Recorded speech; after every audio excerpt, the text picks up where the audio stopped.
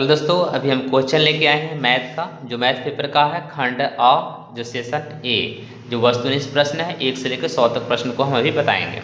यहाँ पर लिखा हुआ है 1 से लेकर 50 तक का उत्तर देना था, लेकिन आपको 100 में से चुनकर 50 का आंसर देना था। तो फटाफट इस वीडियो को देखिए और सही सही आंसर मैच कर लीजिए।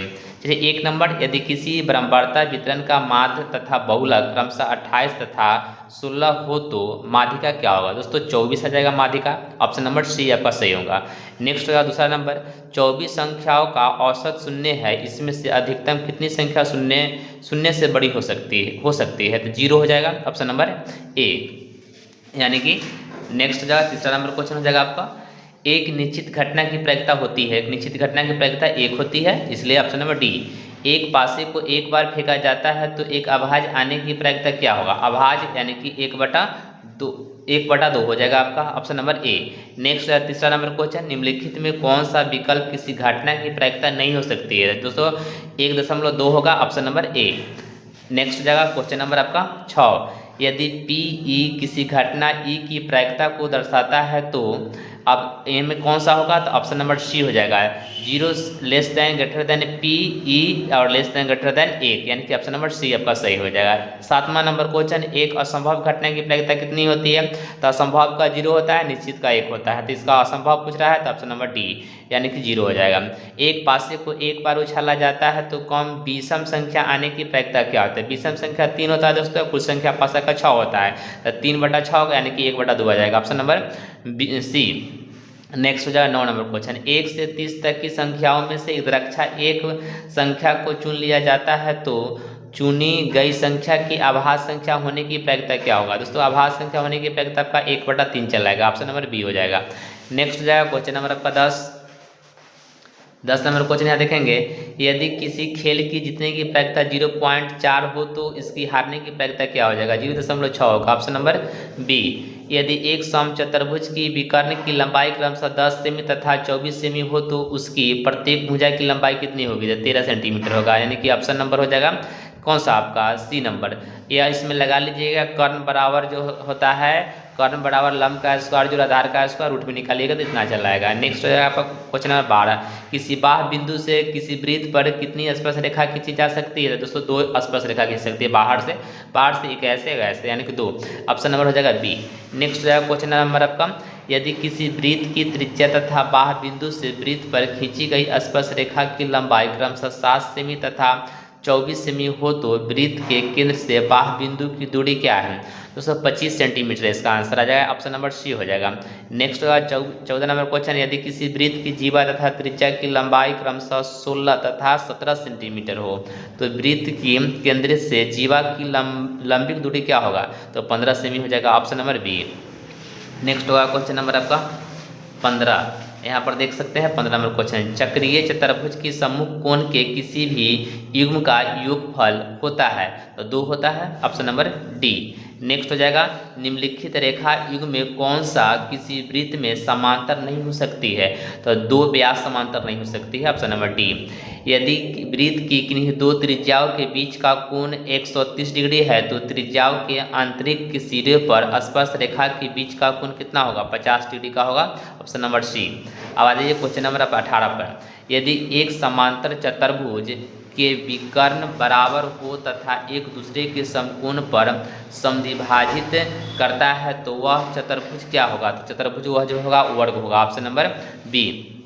नेक्स्ट, समचतुर्भुज के विकर्णों में क्या संबंध होता है? तो समकोण पर समद्विभाजित करता है, यानी कि ऑप्शन नंबर सी। नेक्स्ट हो जाएगा 20 नंबर, किसी वृत्त के केंद्र पर कोण ए ओ बी तथा परिधि पर कोण ए सी, जहाँ सी वृत्त के बिहद चाप पर स्थित हो तो कोण ए सी बी क्या होगा? तो कोण ए सी बी हो जाएगा दोस्तों आपका कोण ए ओ बी बटा 2, ऑप्शन नंबर सी। नेक्स्ट होगा क्वेश्चन नंबर आपका 21 में यहाँ है, निम्नलिखित में किस प्रकार के सभी त्रिभुज समरूप होते हैं? तो समबाहु त्रिभुज सभी समरूप होते हैं, ऑप्शन नंबर सी। नेक्स्ट हो जाएगा, समान भुजाओं वाले 2 बिंदु बहुभुज समरूप है तो उनकी संगत भुजाओं में संबंध क्या होगा? तो समानुपाती होगा, ऑप्शन नंबर आपका बी। नेक्स्ट में चले आइए, दो समरूप त्रिभुज के क्षेत्रफल का अनुपात 4:9 है तो उसकी संगत भुजाओं का अनुपात कितना होगा? तो 2:3 होगा, ऑप्शन नंबर डी। नेक्स्ट यहाँ पर आइए, यदि त्रिभुज ABC सर्वांशम त्रिभुज DEF तथा AD बट्टा DE बराबर 3/5 है तो FD बट्टा CA कितना आएगा? तो आपका आ जाएगा 5:3, ऑप्शन नंबर डी। नेक्स्ट हो जाएगा आपका, त्रिभुज ABC सर्वांशम त्रिभुज PQR तथा उनकी परिमिति क्रमशः 32 सेमी तथा 24 सेमी है। यदि AB बराबर 10 सेंटीमीटर दे रखा है तो PQ का मान कितना होगा? तो PQ का मान दोस्तों आपका आ जाएगा 15/2, यानी कि ऑप्शन नंबर सी। नेक्स्ट हो जाएगा क्वेश्चन नंबर आपका 26 नंबर क्वेश्चन में यहाँ देख लीजिए, 2A सेमी भुजा वाले समबाहु त्रिभुज की ऊंचाई कितना होगा? तो A√3 सेमी होगा, ऑप्शन नंबर डी। नेक्स्ट हो जाएगा आपका 27, निम्नलिखित में कौन से विकल्प पाइथागोरस की त्रिक नहीं है? दोस्तों पाइथागोरस का त्रिक नहीं है तो ये तीनों है, लेकिन नहीं है, नहीं कौन है? ये वाला हो जाएगा। इसका क्या होता है? इसका होता है A² बराबर B² प्लस C²। इसको इस पर रखिएगा, यानी कि इसके बराबर नहीं आएगा। इसका 17 का स्क्वायर आप फिर 61 का इसके बराबर कीजिएगा तो इसके बराबर नहीं आएगा, इसलिए पाइथागोरस त्रिक यह नहीं है। यह 9th क्लास में ही पढ़ा गया था। अब है 28 नंबर क्वेश्चन है, 6√3 सेमी भुजा वाले समबाहु त्रिभुज का क्षेत्रफल कितना होगा? तो 36√3 सेमी आ जाएगा, ऑप्शन नंबर बी। नेक्स्ट, यदि त्रिभुज के किसी कोण का समद्विभाजक अपने सामने की भुजा को समद्विभाजित करती है तो त्रिभुज कैसा होगा? तो समद्विबाहु त्रिभुज होगा, ऑप्शन नंबर सी। नेक्स्ट हो जाएगा 30 नंबर, किसी समचतुर्भुज की सम्मुख भुजाओं के मध्य बिंदुओं को मिलाने वाले बनी आकृति क्या कहलाती है? तो समांतर चतुर्भुज कहलाती है, ऑप्शन नंबर ए हो जाएगा आपका।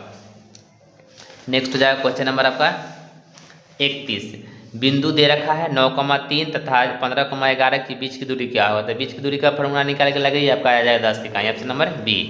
उसके बाद है 32 नंबर, शीर्ष इतना दे रखा है और इतना तो वाले त्रिभुज की परिमिति, तो त्रिभुज की पहले भुजा निकालेंगे, तीनों भुजा निकालेंगे, उसकी परिमिति क्या होता है? तीनों भुजाओं का योग, तीनों भुजाओं का योग जोड़िएगा तो 56 इकाई चला जाएगा, यानी कि आपका ऑप्शन नंबर डी हो जाएगा। मूल बिंदु से दूरी निकालना था, मूल बिंदु की दूरी क्या होता है? √x² प्लस y², तो 11 का स्क्वायर और 60 का स्क्वायर कीजिएगा, इससे वर्गमूल निकालिएगा तो 61 चलाएगा, यानी कि ऑप्शन नंबर डी। नेक्स्ट है, अब यदि बिंदु 1,2, 0,0 तथा A,B एक रैखिक हो, एक रैखिक पूछ रहा है दोस्तों। एक रैखिक का मतलब क्या होता है? यानी कि दो कोण जोड़ के एक कोण की बराबर, तो इसी प्रकार आपका ऑप्शन नंबर हो जाएगा, आपका सही हो जाएगा ऑप्शन नंबर बी, A बराबर 2B, यह होगी आपका सही। नेक्स्ट हो गया क्वेश्चन आपका, शीर्ष बिंदुओं 3,0, 7,0 तथा 8,4 से बने त्रिभुज के क्षेत्रफल क्या होगा? तो त्रिभुज का क्षेत्रफल का फॉर्मूला लगा के निकालिए, 8 सेंटीमीटर स्क्वायर चलेगा, यानी कि ऑप्शन नंबर आपका सी हो जाएगा। अर्धवृत्त की परिमिति होती है, तो अर्धवृत्त की परिमिति होती है पाई r × π+2, यानी कि साथ दोस्तों यहाँ देखिए r दोनों में r कॉमन ले लीजिएगा तो आ जाएगा π+2, यानी कि ये भी सी नंबर आपका सही हो गया। नेक्स्ट हो गया 36 का आपका 37 नंबर क्वेश्चन।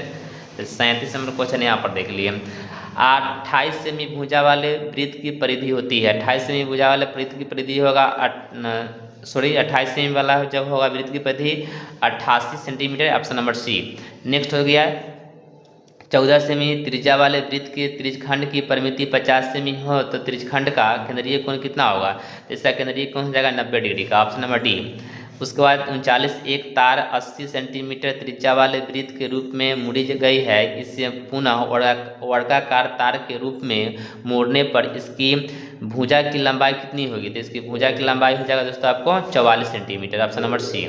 नेक्स्ट चले आइए यहाँ पर, यदि वृत्त का क्षेत्रफल वर्ग के क्षेत्रफल के बराबर हो तो उसकी परिमिति का अनुपात कितना होगा? तो उसकी परिमिति का अनुपात होगा √π/2।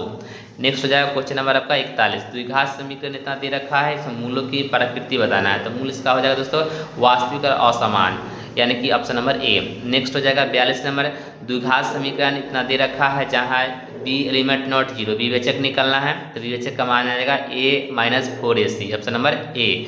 उसके बाद आपका चलाइए क्वेश्चन नंबर 43 पर, यहाँ पर 43 यहाँ दे रखा है 3xy तथा 15 समांतर यदि हो तो x + y का मान क्या होगा? तो x + y का मान 18 चलेगा, ऑप्शन नंबर बी। उसके बाद 44 यहाँ अनुक्रमांक दे रखा है, सर्वांतर पूछ रहा है, तो सर्वांतर का मान आ जाएगा आपका 4, यानी कि ऑप्शन नंबर सी। नेक्स्ट हो गया अनुक्रम -3 -1 3 7 का 13वां पद कौन सा होगा, तो 13वां पद 43 आएगा, ऑप्शन नंबर सी। नेक्स्ट है प्रथम n प्राकृतिक संख्याओं का योगफल क्या होता है, तो प्रथम n प्राकृतिक संख्याओं का हो जाएगा n × n+1/2 यानी कि ऑप्शन नंबर बी। नेक्स्ट हो जाएगा यहाँ 11 12 13 प्लस डॉट डॉट का 45वां पूछ रहा है, 45 का आगे वाला क्या होगा, यानी दोस्तों ऐसे निकलना है, सेशन मान निकलेगा तो आ जाएगा 980, ऑप्शन नंबर हो जाएगा आपका कितना 980 बी नंबर। नेक्स्ट समांतर श्रेणी इतना दे रखा है, इसका अगला पद होगा √112, ऑप्शन नंबर डी। नेक्स्ट है समांतर श्रेणी इतना दे रखा है, इसमें कितने पदों का योगफल 406 होगा, तो 14 पदों का योग 406 होगा यानी कि ऑप्शन नंबर सी। नेक्स्ट है समांतर श्रेणी के प्रथम n पदों का योगफल इतना दे रखा है, तो इसका nवां पद क्या होगा, तो nवां पद है 6 - 2n यानी कि ऑप्शन नंबर बी। उसके बाद आ जाइए क्वेश्चन नंबर 51। क्वेश्चन नंबर 51 किन्हीं दो धनात्मक पूर्णांक a तथा b के लिए यूक्लिडियन विभाजन प्रेमिका के अनुसार अद्वितीय पूर्णांक p q तथा r होते हैं, तो समीकरण इतना दे रखा है, तो संतुष्ट कौन सा करेगा, तो 0 से बड़ा r और r से बड़ा b यानी कि ऑप्शन नंबर बी। इसको यूक्लिडियन विभाजन एल्गोरिथम के अनुसार 867 और 255 का औसत दोस्तों 51 आएगा, ऑप्शन नंबर डी। नेक्स्ट हो जाएगा आपका इसका अभाज्य गुणनखंड करना है, तो अभाज्य गुणनखंड यह हो जाएगा 17 19 23। नेक्स्ट हो जाएगा आपका 54 नंबर क्वेश्चन, यदि दो संख्या a तथा b का लसाअ तथा मौसा CD है हो तो किसके बराबर होगा, तो ए बी बराबर हो जाएगा CD के, ऑप्शन नंबर सी। नेक्स्ट निम्नलिखित में से कौन सी संख्या परिमेय संख्या है, यानी कि √4 ये हो जाएगा परिमेय, ऑप्शन नंबर सी। वैसे संख्या जिसका व्यापक रूप p/q होता है, जहाँ p और q एक पूर्णांक है एवं q एलिमेंट नॉट 0, तो ये क्या होगा, तो परिमेय संख्या होगा, ऑप्शन नंबर सी। नेक्स्ट हो जाएगा आपका क्वेश्चन नंबर आपका 57 यहाँ पर देख लेंगे हम। वैसे संख्या जिसका दशमलव प्रसार न तो शांत होता है और न ही आवृत्ति होती है, क्या क्या कहलाएगी थी, अपरिमेय संख्या कहलाएगा, ऑप्शन नंबर ए। उसके बाद इसका देखिए 58 का 3 - 2√5 का होल स्क्वायर, दोस्तों a + a - b का होल स्क्वायर तोड़िएगा तो इतना चला आएगा यानी कि ऑप्शन नंबर ए हो जाएगा इसका।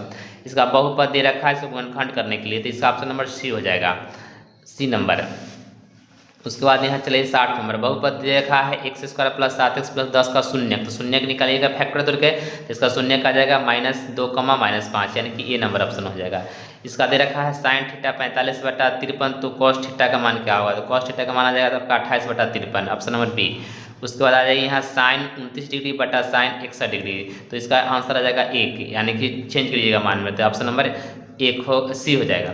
निम्नलिखित में विकल्प को कौन सी इकाई के बराबर नहीं है, तो कौन सी इकाई के बराबर इसमें नहीं होगा, इकाई मतलब एक दोस्तों cosec square theta - cot square theta 1 होता है, तो ये करा नहीं है, एक होता है तो ये होता है, sec square theta - tan square भी 1 होता है और sin square plus cos square 1 होता है, यानी कि इसका ई नहीं होगा, यानी कि सी नंबर नहीं होता है, तो सी नंबर आपका आंसर हो गया। नेक्स्ट हो जाएगा आपका 64 नंबर, यदि किसी वृत्त की छाया की लंबाई उसकी ऊंचाई के बराबर हो तो सूर्य का उन्नयन कोण कितना डिग्री का होगा, सूर्य उन्नयन कोण हो जाएगा 45 डिग्री का, ऑप्शन नंबर हो जाएगा आपका इसका हो जाएगा ऑप्शन नंबर बी। और cos थीटा का मान sin थीटा के रूप में लिखना है, तो cos थीटा का जब sin थीटा में चेंज कीजिएंगे तो 1 - sin स्क्वायर थीटा बराबर होता है cos स्क्वायर थीटा, क्योंकि इस पर स्क्वायर नहीं इसलिए इसमें √4 आया है, तो आपका ए नंबर हो जाएगा। नेक्स्ट sec थीटा बराबर cosec थीटा, तो थीटा का मान क्या होगा, तो थीटा का मान हो जाएगा 45 डिग्री, ऑप्शन नंबर बी। अब sin square theta sin square 30 degree plus cos square 60 degree minus cot square 45 degree का मान क्या होगा, दोस्तों इसका sin 30 का cos 60 का और cot 45 का मान रख के इसमें हल कीजिएगा तो आपका आ जाएगा -1/2, option number B. 68 number 3 tan theta बराबर 1/1, तो थीटा का मान क्या होगा, तो थीटा का मान हो जाएगा आपका 30 डिग्री, ऑप्शन नंबर ए। उसके बाद 69 नंबर है 69 नंबर है, तो cot a + 1/cot a बराबर 2, तो cot square plus 1/tan square का मान क्या होगा, दोस्तों इसका मान हो जाएगा आपका 2 होगा, ऑप्शन नंबर कितना सी। नेक्स्ट हो जाएगा क्वेश्चन नंबर 70, sin के पावर 4 थीटा प्लस cos के पावर 4 थीटा, तो ये वाला आपका आ जाएगा ऑप्शन नंबर ए। उसके बाद 71 sin theta plus sin square theta बराबर 1, तो sin cos square plus cos के पावर 4 का मान निकलना है, तो 1 आएगा, ऑप्शन नंबर बी। नेक्स्ट है 1 + tan a बटा 1 + cot a का मान क्या होता है, tan स्क्वायर a, यानी कि ऑप्शन नंबर सी। नेक्स्ट हो जाए tan theta plus cot theta बराबर 5, तो tan square theta plus cot square theta का मान क्या होगा, इसका दोस्तों आ जाएगा 23, ऑप्शन नंबर ए। नेक्स्ट हो गया आपका 74 नंबर क्वेश्चन, समकोण त्रिभुज में कर्ण के मध्य बिंदु को केंद्र मानकर वृत्त खींचा जाए तो केंद्र क्या कहलाएगा? तो परिकेंद्र कहलाएगा। Option number B. 15 मीटर लंबी एक सीधी ऊर्ध्वाधर दीवार के तहत टिकी है जो दीवार के साथ 60 डिग्री का कोण बनाती है तो दीवार की ऊंचाई कितना होगा? तो 15/2 मीटर आ जाएगा। Option number A. उसके बाद यहाँ देख लीजिए आप क्वेश्चन नंबर 76, किसी त्रिभुज की भुजा की लंबाई क्रमशः 13 सेंटीमीटर तथा 14 सेंटीमीटर तथा 15 सेंटीमीटर हो तो उसका क्षेत्रफल क्या होगा? तो 48 आएगा centimetre square. Option number B. Next हो जाएगा आपका क्वेश्चन नंबर 77 यहाँ देखिए, किसी कमरे की चारों दीवार का क्षेत्रफल उसकी लंबाई चौड़ाई तथा ऊंचाई क्रमशः एल बी तथा एच दे रखा है तो इसका दीवार का क्षेत्रफल क्या होता है? 20 लंबाई जोड़ चौड़ाई, यानी कि ये हो जाएगा ऑप्शन नंबर सी। नेक्स्ट हो गया आपका, समद्विबाहु त्रिभुज की बराबर भुजाओं में प्रत्येक की लंबाई 13 सेमी तथा आधार 24 सेमी हो तो इसका क्षेत्रफल क्या होगा? तो 60 सेंटीमीटर स्क्वायर आएगा। Option number B. नेक्स्ट हो जाएगा आपका 79 नंबर, यदि समबाहु त्रिभुज का क्षेत्रफल 36√3 सेमी हो तो इसकी परिमिति कितना होगा? तो 36 सेंटीमीटर आएगा। Option number C. नेक्स्ट हो जाएगा आपका 80 नंबर, किसी वर्ग के विकर्ण की लंबाई 10√2 सेमी है तो इसका क्षेत्रफल कितना होगा? तो 100 सेंटीमीटर आएगा। Option number B. उसके बाद 81, बहुपद इतना दे रखा है कि शून्यकों का योगफल निकालना है। शून्यकों का योगफल क्या होता है? Alpha plus beta minus b/2, यानी कि -7 और 6 करेंगे तो यानी 7/6 आएगा। Option number B. नेक्स्ट हो गया आपका क्वेश्चन नंबर 82, बहुपद दे रखा है इतना, शून्यकों का गुणनफल पूछ रहा है। गुणनफल होता है c/a, तो c के मान 1 और a के मान 2, तो 1/2 आएगा। Option number D. सी नहीं, ऑप्शन नंबर डी। नेक्स्ट हो जाएगा आपका शून्यक -3 तथा 2 वाले बहुपद क्या होगा? बहुपद क्या कहलाएगा आपका? x² + x - 6, यानी कि ऑप्शन नंबर बी। नेक्स्ट, रैखिक समीकरण एक में इतना दे रखा है कि आलेखीय रूपन है। आलेखीय रूपन कौन सा होगा? तब प्रतिच्छेदी रेखाएं होगा। Option number A. नेक्स्ट हो जाएगा आपका रैखिक समीकरण इतना दे रखा है और यहाँ भी इतना दे रखा है, इनके हल है। इनके हल 2 हो जाएगा दोस्तों, अंतर बहुतले हल हो जाएगा, यानी कि ऑप्शन नंबर बी। नेक्स्ट, यानी कि अनगिनत हल। रैखिक समीकरण युग में इतना दे रखा है कि आलेखीय रूपवन यदि समांतर रेखाएं हो तो समांतर रेखा किसका होता है दोस्तों? a1/a2 बराबर b1/b2 और बराबर नहीं होगा c1/c2 के, यानी कि ऑप्शन नंबर सी सबका होगा। नेक्स्ट हो जाएगा क्वेश्चन नंबर आपका, नेक्स्ट हो गया क्वेश्चन नंबर आपका 87 नंबर, यदि दो संख्याओं का योगफल तथा अंतर क्रमशः 14 तथा 4 है तो इनका गुणनफल क्या होगा? तो गुणनफल इसका दोस्तों आ जाएगा 15। एगो लिखिएगा x + y = 14, एगो लिखिएगा x - y = 4। दोनों को घटाइएगा, घटाने के मान आ जाएगा एगो के मान x, एगो के मान 9, तो 9 × 5 = 45 से नहीं गुना कीजिएगा।